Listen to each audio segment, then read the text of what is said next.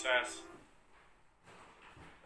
ሰላሙን ታሪክ ለእናንተ ላጋራ ነው። በዚህ መጠቁት ልጅ ነው። በጣም ጠንካራ ታታሪ ሰራተኛ የሆነ ልጅ በእንደዚህ መልክ ዊልቸር ላይ ቁጭ ብሏል።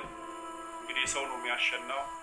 ለ9 ወር ባራ ሆስፒታል ሲንከራተቱ እነኚህ ወንድሞች ያው በኢትዮጵያዊነት ወንድማዊነት ስራቸውን ትቶ በብዙ ኢትዮጵያ ሕዝብ ቢረዳው እኛ ብቻ ሸክም ከሚሆን አንድ ሎሚ ለ50 ሰው ጌጡ ነው። ለ50 ሰው 50 ሎሚ ደግሞ ለአንድ ሰው ሸክም ነው።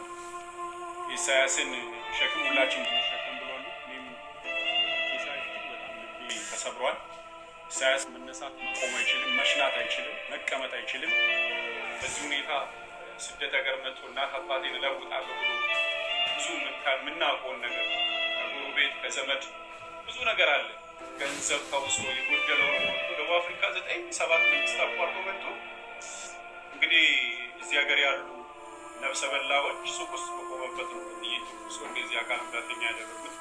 እባካችሁ ይህንን ቪዲዮ አይታችሁ እንዳታሳሉ በጌታ ፍቅር ጠይቃችኋለሁ።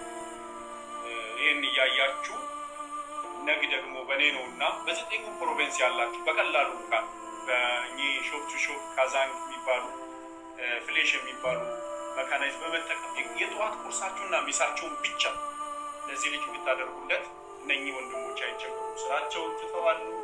ይህም ልጅ እንግዲህ ለመጠየቅ እዚህ ተሰብስበን በዚህ ሰዓት በስራ ሰዓት ይሄ ሰዓት በቂ ነው።